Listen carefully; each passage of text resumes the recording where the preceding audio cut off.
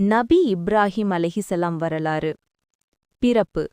இவர்கள் நூஹ் நபியுடைய காலத்திற்கு 1263 ஆண்டுக்குப் பின் நூஹ் நபியின் குமாரர் சாமின் 5ஆம் தலைமுறையில் ஹவுரான் எனும் ஊரில் பிறந்தார்கள். அவர்கள் தகப்பன் பெயர் தாரகு, தாயார் பெயர் லயூதா. குணாதிசயங்கள். விருந்தாளியின்றி உண்ணாதவரும், முதலில் 80வது வயதில் கத்னா செய்யப்பட்டவரும், லுங்கி உடுத்தியவரும், ஹஜ்ஜுடைய கிரிகைகளை நிறைவேற்றியவரும், குர்பானி கொடுத்தவரும், மரணித்தவர்களை ஹயாத்தாக்கும் வல்லமை பெற்றவரும், மறுமை நாளில் வெள்ளாடை அணிந்து வருபவரும், மீசையை வெட்டி நகத்தை அறுத்தவரும், மிஸ்வாக் செய்வதிலும் தலைவாரி வாய்க்கொப்பளித்து நாசிக்கு நீர் செலுத்துவதிலும் முந்தியவர்கள் இவர்கள்தான். ஏகத்துவ பிரச்சாரம். இவர்கள் வாழ்ந்த காலத்தில் நம்ரூத் என்ற பெயருடன் மிகவும் சக்தி மிகுந்த கொடுங்கோலன் வாழ்ந்து வந்தான். இப்ராஹிம் நபி மூலம் தனக்கும் தன் ஆட்சிக்கும் கேடு வரும் என்பதை அறிந்த நம்ரூத் பல சூழ்ச்சிகளை செய்து அவர்களை அழிக்க முயற்சித்தான். ஆனாலும் ஒன்றும் பயனளிக்கவில்லை.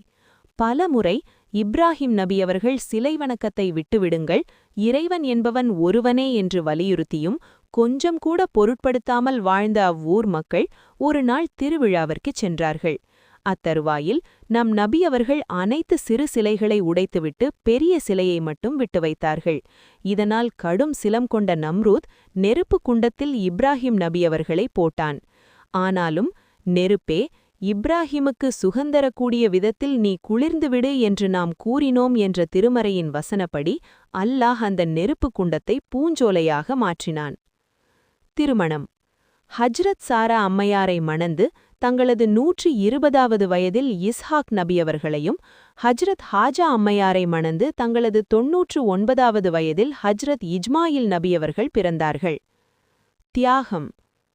ஏகத்துவ ஏந்தல் இப்ராஹிம் அலைஹிசலாம் அவர்களை நோக்கி மருந்துக்கு கூட மனிதர்கள் இல்லாத பாலை நிலத்தில் அன்பு மனைவியையும் அருமை பாலகனையும் விட்டுவிடுமாறு இறை கட்டளை வருகின்றது. தளர்ந்து விழவில்லை தனிப்பெருந்தலைவர் அவர்கள். இப்ராஹிம் அலைஹிசலாம் அவர்கள் அன்பு மனைவியையும் குழந்தையையும் அங்கேயே விட்டுவிட்டு தமது ஷாம் நாட்டிற்கு திரும்பிச் சென்றார்கள். அப்போது அவர்களை இஜ்மாயிலின் அன்னை ஹாஜர் அலைஹிசலாம் அவர்கள் பின்தொடர்ந்து வந்து, இப்ராஹிமே, மனிதரோ வேறு எந்த பொருளுமோ இல்லாத இந்த பள்ளத்தாக்கில் எங்களை விட்டுவிட்டு நீங்கள் எங்கே போகிறீர்கள் என்று கேட்டார்கள். இப்படி பலமுறை அவர்களிடம் கேட்டார்கள்.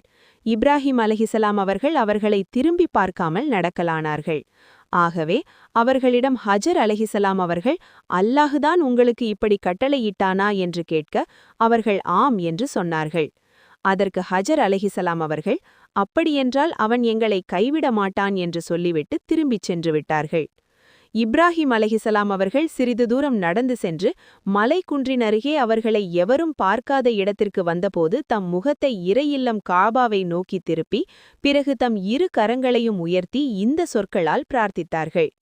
எங்கள் இறைவா, நான் என் மக்களில் சிலரை இந்த வேளாண்மை இல்லாத பள்ளத்தாக்கில் கண்ணியத்திற்குரிய இல்லத்திற்கு அருகில் குடியமர்த்திவிட்டேன்.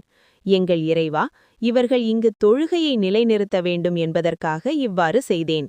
எனவே இவர்கள் மீது அன்பு கொள்ளும்படி மக்களின் உள்ளங்களை ஆக்குவாயாக. மேலும் இவர்களுக்கு உண்பதற்கான பொருட்களை வழங்குவாயாக. இவர்கள் நன்றியுடையவர்களாய் இருப்பார்கள் என்று இறைஞ்சினார்கள். அல் குர்ஆன் 14:37.